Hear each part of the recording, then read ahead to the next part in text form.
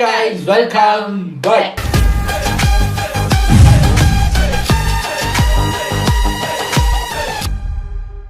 இன்னைக்கு நம்ம எம்டி சேனல்ல இருந்து ஒரு புது வீடியோ வந்திருக்கு. அதுக்கு நம்ம ரியாக்ட் பண்ண போறோம். நம்ம டிடிஎஃப் வாசனோட படம் ஐபிஎல் அந்த படம் ரிலீஸ் ஆயிருக்கு. ஸோ நம்ம எம்டி ஹேண்டில் அப்பவே சொல்லியிருந்தாங்க மஞ்சள் வீரன் வரட்டும் வெயிட் பண்ணிக்கிட்டு இருக்கான்னு. எதுக்குன்னு நமக்கு தெரியும். நல்ல வேளை மஞ்சள் வீரன் வராம ஐபிஎல்னு ஒரு படம் வந்திருக்கு. அது பார்க்கும்போது ஒரு குவாலிட்டியான மூவி மாதிரி தான் தெரியுது. கூட நடிச்ச ஆர்டிஸ்ட் எல்லாம் வச்சு பார்க்கும்போது நாங்கள் இன்னும் அந்த படம் பார்க்கல. ஏன்னா அந்த படம் மலேசியாவில் வரலை. வந்தால் தானே பார்க்கறதுக்கு. ஸோ இவர் அந்த படத்தை பார்த்துட்டாரு போல இருக்கு. அது எப்படி இருக்கு ஏது இருக்குங்கிற மாதிரி டிடிஎஃப் வாசனோட ரிவ்யூ கொடுக்க போறாரு. அதான் நம்ம பார்க்க போறோம். இது ஒரு 15 மினிட்ஸ் வீடியோங்கிறதுனால டக்குன்னு பார்த்துட்டு ரெடி. ஸோ ஃபைனலா என் தலைவர் டிடிஎஃப் வாசனோட தரிசனம் கிடைச்சிருச்சு.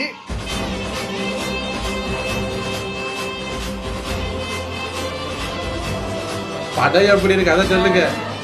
இந்த வருஷத்திலேயே நான் ரொம்ப எதிர்பார்த்த ஒரு படம்னா அது ஐபிஎல் தான். உங்களுக்கு எப்படின்னு தெரியல, எனக்கு இந்த படம் தாங்க. என் தலைவன் காலை பார்த்தாலே 2 நாள் பார்ப்பான் தலைவர். இந்த வீடியோல TTF Vasan racing star TTF Vasan நடிப்பில் வெளிவந்திருக்கும் ஐபிஎல் படத்தோட மூவி ரிவ்யூ, அப்புறம் ஒரு சில மீம்ஸ் ரியாக்ஷன். இது ஏதோ ஒரு தனிப்பட்ட மனிதரோட வாழ்க்கையில் நடக்கிற பிரச்சனை மட்டும் இல்லை, ஒட்டுமொத்த நாட்டோட. ஓகே, பார்த்துடலாமா? ஊருக்கே தெரியும், உனக்கு தெரியுங்களா? ஆனால் ஒரு உண்மையை சொல்ல போனால் யூடியூப்லேருந்து ஒருத்தர் ஹீரோவாக ஒரு படத்தில் நடிக்கிறாருங்கும் போது எனக்கு ரொம்ப சந்தோஷமா தான் இருக்கு. உண்மையாக தான் சொல்கிறேன். இது வந்து நான் கலாய்க்கிறதுக்காகவோ இல்லை சர்காஸ்டிக்கான இறந்துருச்சியா. ஐபிஎல் இந்தியன் பீனல் லா இந்த படம் வந்துட்டு லாக்அப் டெத்தை பேஸ் பண்ணி தான் எடுத்திருக்காங்க. அது மட்டும் இல்லாமல் அப்பாவிகள் மேலே போடப்படுற பொய் வழக்குகளை பற்றி பேசியிருக்காங்க.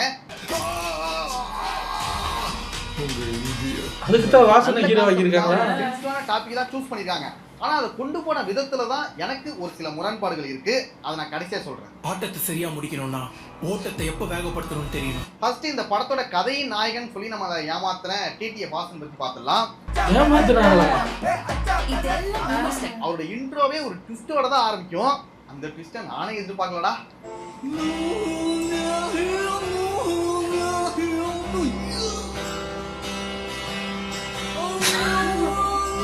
சொல்லணும்னா அது வந்து தியேட்டர்ல பாக்குற டிடிஎஃப் வாசனோட ஃபேன்ஸுக்கு வந்துட்டு அது சர்ப்ரைஸா இருக்கட்டும். நம்ம இங்க ரிவீல் பண்ணிட்டு அங்க பார்க்கும்போது அவங்களுக்கு நல்லா இருக்காது. அவரோட இன்ட்ரோக்கு அப்புறம் ஒரு சாங் ஒன்று வரும். அப்போதான் இப்போதான் இந்த சாங் கூட இஃபான் கூட சேர்ந்து 2 பேரும் டான்ஸ் ஆடுறதா நீங்க பார்த்திருப்பீங்க.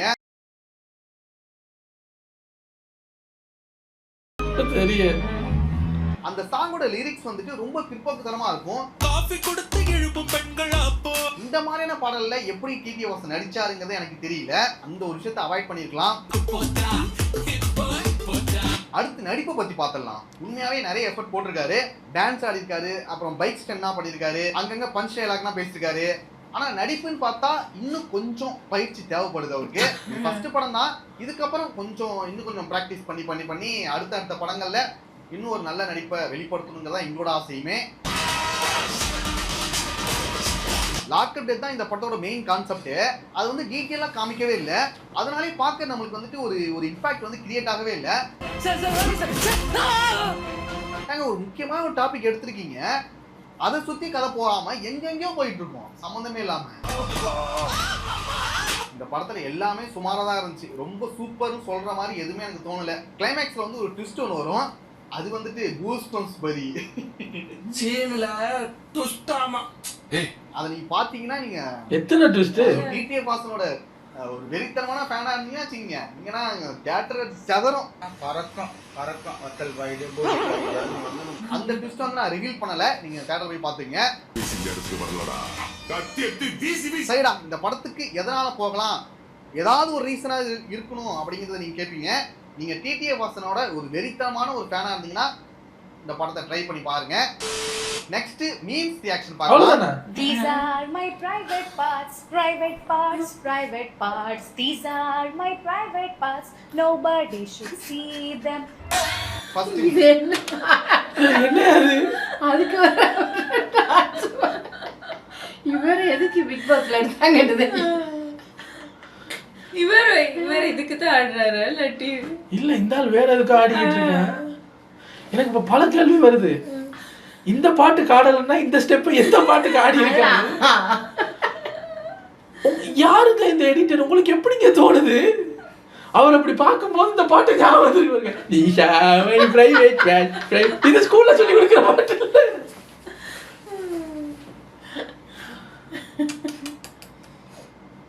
யாருங்க நீங்க எல்லாம்?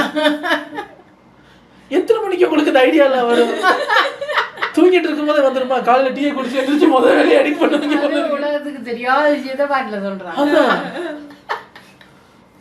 இப்ப எனக்கு என்ன ஆச்சரியம்னா அந்த ஆள் உண்மையில எந்த பாட்டுக்கு ஆடுனா இந்த ஸ்டெப் வச்சுக்கிட்டு? இந்த பாட்டுக்கு ஏத்த மாதிரி தான் இந்த ஸ்டெப் இருக்கு. அதான் ஒருவேளை அதுக்கு தான் ஆடுனாரு. பப்ளிக்ல அத்தனை பேர் முன்னாடி அப்படி ப்ரோபோஸ் பண்ணி நான் இல்லைன்னு சொன்னா யாருக்கு சிங்கம்? Meanwhile, நீ என்னடி பிட்டு படத்துல வர புருஷன் இருக்க? ஆனா லேடிஸ் மேல கை வைக்கிறது அதோட பெரிய தப்பு. Meanwhile, ஒரு பொண்ணுக்கு பிடிக்கலன்னா பிடிக்கல, அதுக்கப்புறம் எதுக்கு ரீசன்? Meanwhile, என்னை ஏன் கைட்டி விட்டேன்னு கொஞ்சம் ரீசன் மட்டும் சொல்லுங்க. பேக்மீன்ல ஓடிட்டே இருக்கு, பயங்கர கில்ட்டா இருக்கு. முதல்ல கண்ணை பார்த்து சாரி சொல்லு, அப்பதான் என்னால அவங்கிட்ட நார்மலாவே பேச முடியும். Meanwhile, கண்ணை பார்த்து சாரி சொல்றாரு. சோத்தடி இல்லாம ஓடிக்கிட்டு இருக்க. நீங்க சொகசா இன்னப்பேர் பண்ணிக்கிட்டு இருக்கீங்க. Meanwhile, நீ இல்லை, நாளைக்கு எவ்வளோ கல்யாணம் பண்ணுறதா இருந்தாலும் கிஸ் அடிச்சிருப்பேன். அரேஞ்ச் மேரேஜ்ன்றதுனால ரீப்ரொடக்ஷன் பண்ணாமல் இருக்கீங்களா? இவரே பாம் வைப்பாரா, இவரே எடுப்பாரா? இதுல இன்னொன்னு வரும்ல, அந்த அவரோட ஃப்ரெண்டு கிட்ட சொல்லுவார்ல, கிரிஞ்சா இருக்குல்ல, அடுத்தவன் ஃபீலிங்ஸை கிரிஞ்சா பாக்குறது தானே இப்ப பழக்கம். அப்படின்னா அந்த கிரிஞ்சின்னு சொல்லாதீங்க, அடுத்தவன் ஃபீலிங்ஸை கிரிஞ்சா பாக்குறது தான் பழக்கம்னு சொல்லிவிட்டு கிளைமேக்ஸ்ல அவங்க அம்மா மடியில தூங்கிட்டு இருக்கும் போது அவங்க அம்மா கேட்பாங்க, அந்த பொண்ணு உனக்கு மத்த பொண்ணு உனக்கு பிடிச்சிருக்கான்னு. ஏ அம்மா என்ன கிரிஞ்சு பண்ணிக்கிட்டு இருக்க? அப்போ உங்க அம்மாவோட ஃபீலிங்ஸ் இப்ப கிரிஞ்சா தெரியல உனக்கு? உனக்கு ஒரு நியாயம், ஊருக்கு ஒரு நியாயமா? இந்த படத்துல எல்லாமே இப்படித்தான் இருக்கு. ரெண்டு பேரும் உட்காந்து எழுதிருப்பாங்க போல, எதிரிங்க ரெண்டு பேரு. நான் ஒரு கருத்து சொன்னா அதுக்கு எதிர்கருத்தா நீ ஒண்ணு எழுதுறாங்க, ரெண்டையுமே படம் ஆக்கியிருக்காங்க. இதை ஒரு ஆள் தான் எழுதினாருன்னு சொன்னா டைரக்டர் எப்பேற்பட்ட குழப்பத்துல எழுதிருப்பாங்க. அவரே ஒண்ணு சொல்லிக்கிட்டு அதுக்கு எதிராக அவரே கருத்து வைக்கிறாரு. பார்த்த பாட்டு அவர் கேட்டிருப்பாரு.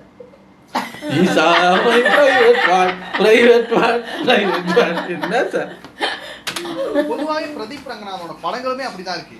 இவரே ஒரு தப்பு பண்ணுவாரு, கிளைமேக்ஸ்ல அந்த தப்பை இவரே சரி பண்ணிப்பாரு.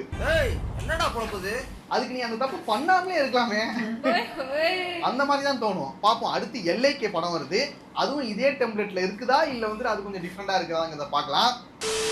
Phone swap.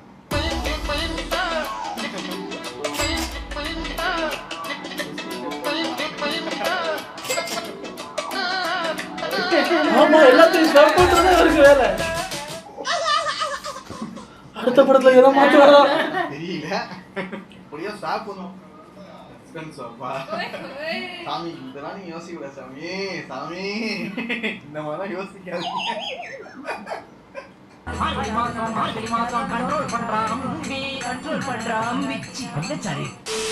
டேய் மாமா, நம்ம லவ் மேட்டர் எங்க வீட்ல தெரிஞ்சிச்சுடா. என்னாடி சொல்ற? உங்க வீட்ல என்ன சொன்னாங்க? ஐயா என்ன பண்றான்னு கேட்டாங்க. நீ என்ன சொன்ன? வயித்துல உதைக்கிறான்னு சொன்னேன். சம்பந்தம் இல்லாம பேசுறேன். இதே போல இன்னொன்னு பாத்திருக்கேன், அதுவும் நல்லா இருக்கும் காமெடியா. Debut actors from no cine background. Pradeep Ranganathan tourist family படத்தோட டைரக்டர் இவரு, புது படத்துல நடிச்சிட்டு இருக்காரு. அடுத்து டிடி வாசனே, சூப்பர். இது உண்மையாவே ஒரு பெரிய விஷயம் தான் அது. ஏன்னா எந்த ஒரு அந்த சினிமா பேக்ரவுண்ட் எதுவுமே இல்லாம ஒரு ஹீரோவா மாறி இருக்காங்களே, இது நான் சர்க்காஸ்டிக்கா சொல்ல, உண்மையாவே ஒரு பெரிய விஷயம் தான் அது. அது எப்படி இவங்க தக்க வச்சுக்கிறாங்க, அடுத்த லெவல் எப்படி போறாங்க, அதான் ரொம்ப கஷ்டம். ஆனா இது வந்து டிடி வாசனுக்காக வந்து ஒரு ப்ரமோஷன் தான் நினைக்கிறேன். இருந்தாலும் இது உண்மைதான், நீமா இருந்தாலும் இது உண்மைதான். தனுஷ் அண்ணா creating emotional situation in Idli கடை.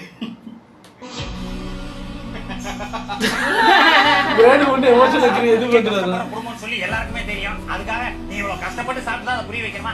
இனிமே உன் கேரக்டர் நீ ரொம்ப கரெக்டா பண்ற. கஷ்டப்பட்டு படிக்கிறாங்க. இட்லி கடைங்கிறது ஒரு படம், அது வந்து ஒரு படம், அவ்வளவுதான். அதை வந்து நம்ம லைஃப் கூட கம்பேர் பண்ணிக்கிட்டு நம்ம அது மாதிரி வாழணும் அந்த மாதிரி அதுக்குள்ளேயே போகக்கூடாது. படமா பார்த்தோமா அப்படியே கடந்து வந்துடணும். சரியா? ஏன்னா அப்படிப்பட்ட வாழ்க்கையை வந்துட்டு அவராலேயே வாழ முடியாது. அப்படி வாழணுங்கிறது அவரோட ஆசையா கூட இருக்கலாம். அதுக்காக ஒரு படம் எடுத்துக்காரு போல, அவ்வளவுதான். ஆமாங்க, அவ்வளவுதாங்க மேட்ரு. புரிஞ்சுக்கிட்டாங்க வாசு. ஐயா இது இந்த அந்த படத்தோட கனெக்ட் பண்ணி நானும் பண்ணி காட்டுறேன்னு பண்ணீங்கன்னா ஒன்றும் நடக்காது. அவர் உள்ளூரில் ஒன்றும் பண்ண மாட்டாராம். தாய்லாண்டுக்கு வந்து அங்கே இருக்கிற ஒரு பெரிய கம்பெனியை எத்தனையோ % ப்ராஃபிட் இன்க்ரீஸ் பண்ணி ஒரு பெரிய பதவியில் போய் உட்கார வரான். உள்ளூரில் ஒரு கடையிலே வேலை பார்க்க முடியல, வெளியூருக்கு போய் அந்த கம்பெனியை தூக்கி நிறுத்துறாரு. அவன் சொல்லுவாங்க, உள்ளூரில் தான் எவனும் நம்ப மாட்டேங்கிறாங்க, வெளியூரில் எது போய் ஏமாத்துவான். என்ன பண்ணுறது? 10 வருஷம் பழைய மாதிரியா? ஆமாடா, விஐபி படத்தை அப்படியே எடுத்து வச்சிருக்காருங்க. என்ன பண்ணீங்க நாயா? ஓ அப்பா எங்க அம்மா சொல்லிட்டு இந்த கார்பரேட் இல்ல. ஆமா 2 ஓ இங்க லைட் இங்க சன்னா.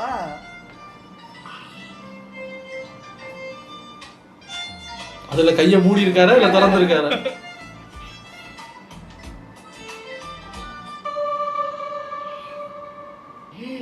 என்னடா இது? இப்ப பார்க்கும்போது தான் எனக்கே தோணுது, என்னடா 2025ஓட மிகப்பெரிய ஸ்கேமே இதான்டா. சொன்னா எல்லாத்தையும் கனெக்ட் பண்ணி பார்த்தா தானே தெரியுது. சக்சஸ் ஆன அந்த கான்செப்டை எடுத்து மாத்தி போட்டிருக்காங்க. நாமளும் ஏமாந்துருக்கோம். சரி என்ன பண்ண, இதெல்லாம் சொல்ல முடியல, போங்க.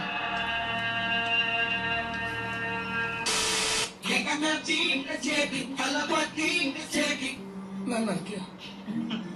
ஏன் பெரியவரே, நல்லா தானே இருக்கு. சிவனேச இட்லி எல்லாம் சாப்பிட்டது இல்ல நீ?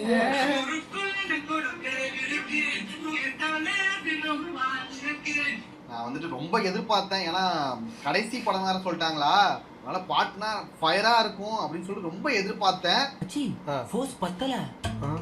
சரி பாப்போம், அடுத்தடுத்த சாங் எப்படி இருக்குன்னு பார்க்கலாம்.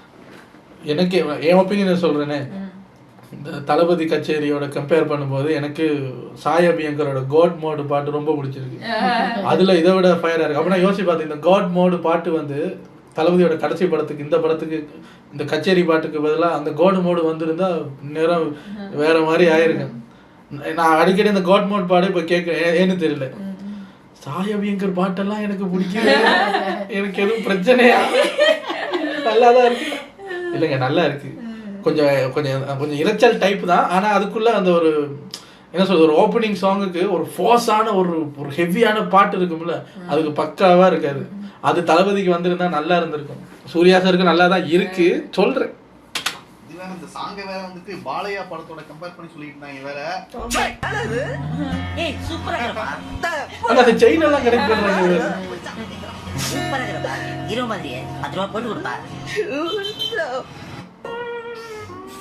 பாலையாக்கும் மீச கருப்பு தாடி வெள்ளை. பகவந்த் கேசரியில வந்துட்டு அந்த பக்கம் காஜல், இன்னொரு பக்கம் வந்துட்டு ஸ்ரீலீலா இருப்பாங்க.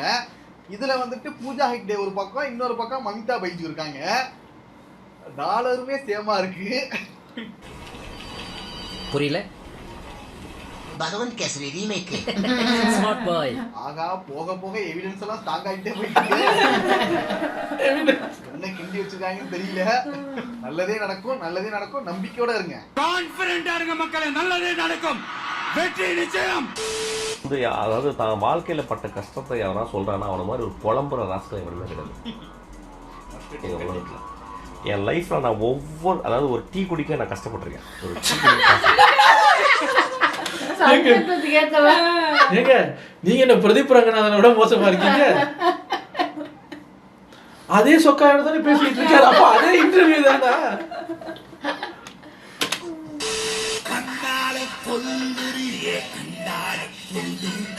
ரீசன்ட் டைம்ல இந்த பாட்டு தானே மைக்குள்ள போடுறாங்க. இந்த கண்டார கொல்லி.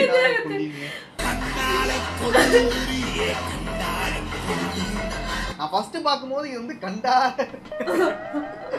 அந்த மாதிரி தோணுச்சு. அதுக்கும் நல்லா பார்த்தா தான் தெரியுது கண்டார கொல்லி.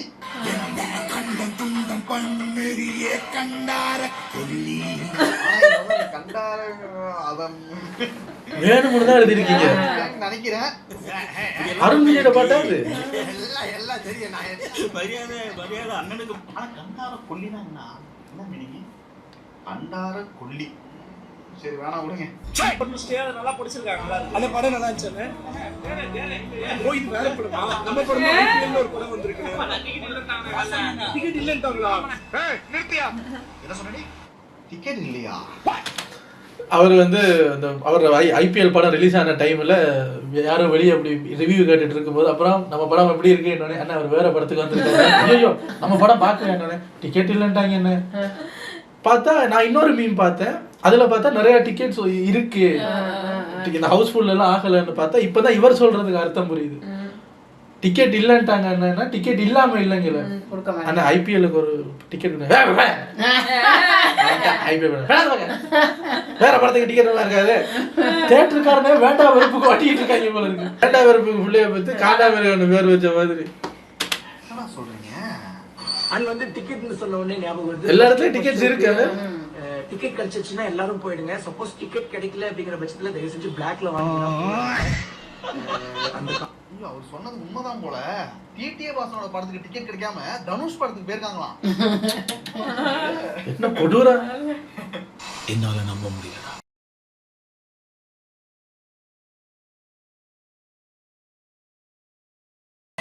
மியூசிக்கல் இப்ப ரீசெண்ட் டைம்ல திவாகர் வச்சு நிறைய கதைகள்லாம் போயிட்டு இருந்துச்சு. அவருக்கு முன்னாடியே கல்யாணம் ஆயிடுச்சு அப்படி இப்படி நிறைய கதைகள் சொல்லிட்டு இருந்தாங்க. அது எந்த அளவுக்கு உண்மைன்னு தெரியல. இருந்தாலும் ஒரு போட்டோ மட்டும் வந்துச்சு.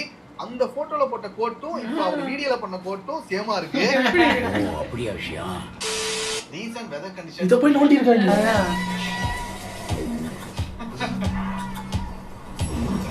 ரீசன்ட் வெதர் இப்படி தான் இருக்கு. ஆமாண்டா இந்த 2 மாசம் அப்படிதான் இருக்கும். நானும் வானத்தை பார்ப்பேன், மழை வராத மாதிரி தான் இருக்கும். வேற மழை வரான்னு சொல்லிட்டு பைக் எடுத்துட்டு போனா கரெக்டா அங்க ஆரம்பிச்சிடும்.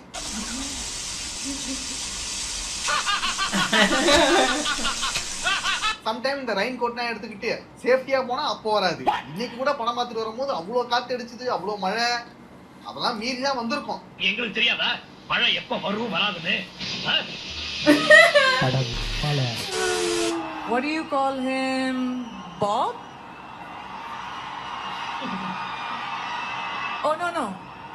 Lion? யாரு? There are many other names, but I know him as MB.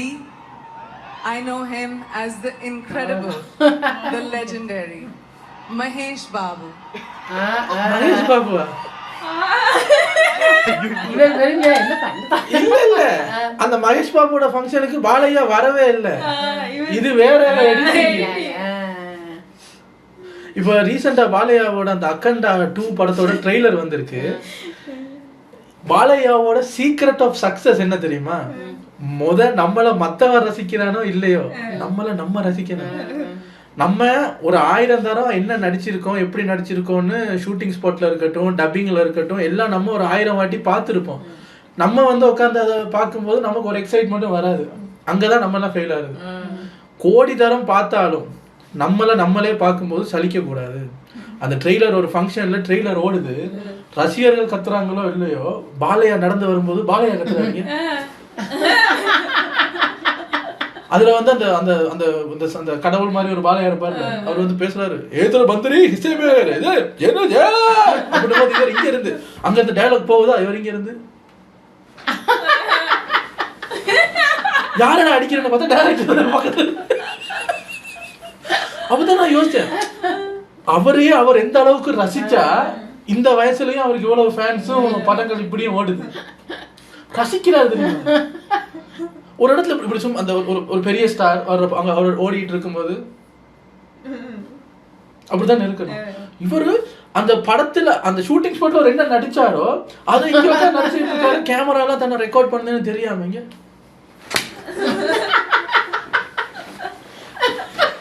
சூப்பரா எதுக்குடா அடிக்கிறேன்னு கேட்டா சூப்பரா எடுத்திருக்கா. அதை சொல்லுடா, எதுக்குடா அடிக்கிற, நல்லா அடிக்க. ஒரு பேசுறாரு. அந்த வீடியோ வைரலா எங்கேயோ ஷார்ட்ஸ்ல எல்லாம் வந்துச்சு, வேணா பாருங்க போட்டு. வாழையா ஃபேன்ஸ் வந்து கொந்தளிக்க வேணாம், இது எடிட் தான், கவலைப்படாதீங்க. Indian parents be like. இவனை நம்பலாம், உன்னை நம்ப முடியாது. இது உண்மைதான்டா. இந்தியன் பேரண்ட்ஸ்ல மோஸ்ட்லி இப்படிதான் இருக்காங்க. அவங்க வந்துட்டு ஜோசியக்காரன் நம்புவாங்க, ஆனா பெத்த புள்ளைய நம்ப மாட்டாங்க. உன் மேல எனக்கு நம்பிக்கை இல்லப்பா. இன்னொன்னு என்னன்னா அவங்களே அவங்க நம்ப மாட்டாங்க, ஜோசியக்காரன் தான் நம்புவாங்க. அது போல நம்பியே தண்ணியை நாசமாக்கி இருக்காங்க, தன் வீட்டுல உள்ளவங்களையும் நாசமாக்கி இருக்காங்க. நீ யாரையும் நம்ப மாட்டியா? நான் நம்ப மாட்டேன். அடுத்து ஜோசியன் ப்ரோல வந்துட்டு இத பத்தி டீடைலா பார்க்கலாம். Okay people, attention please. அக்கா கல்யாணத்துக்கு எந்தெந்த சரக்கு வாங்கலாம்? அதுதான் இந்த டிஸ்கஷன். முதல்ல கல்யாணம் பொண்ணு. எனக்கு பட்டசாராயம். ஆப்வியஸ்லி. அக்கா உங்களுக்கு? எனக்கு மேன்ஷன் பிராண்ட். உங்க பட்ஜெட்ல வந்துரும். பட்டசாராயம்லாம் கை தூக்குங்கோ. All cities? எனக்கு நெப்போலியன் விஸ்கி 90 ரூபாய்க்குலாம் இருக்கு. 5 விஸ்கி, 4 பிராந்தி, அக்காவுக்கு 3 பட்டசாராயம். 2 ஜாஸ்தியா இருக்கு. அண்ணா நீ கை தூக்குனியா? பாட்டி தான் பிராந்தி விஸ்கி பட்டசாராயம் 3க்கும் கை தூக்குனா. சரக்கு பட்டியல் ஓகேவா? ஒயின் ஷாப் போலாமா? இது முன்னாடி வந்து ஆடுறாது, நாங்க காலேஜ் படிக்கும் போது வந்துச்சு இது. இப்ப இது வந்து செம ஃபேமஸா இருந்துச்சு. இப்ப ரொம்ப நாளைக்கு அப்புறம் பார்த்ததுக்கு அப்புறம் நாஸ்டாலஜிக்கா இருக்கு. அவ்வளவு ஃபன்னா பண்ணிருக்காங்க. அப்ப நிறைய பண்ணுவாங்க. சந்திரமுகிக்கு பண்ணுவாங்க. அப்புறம் வந்துட்டு அப்ப ஃபேமஸ் என்னன்னா இந்த போன் பேசுற, இந்த கஸ்டமர் கேட்ட போன் பேசுறதுனா ஹரஹர மகாதேவிக்கு. ஓகே நண்பர்களே, அவ்வளவுதான் வீடியோ. நெக்ஸ்ட் ஒரு முக்கியமான வீடியோல பார்க்கலாம். நல்லா இருக்கு. டிடிஎஃபோட ரிவ்யூவில் தொடங்கி வாழையாவில் முடிஞ்சிருக்கு பாருங்க, நல்லா இருக்கு. உங்களை அடுத்த வீடியோவில் வந்து சந்திக்கிறேன். பாய்.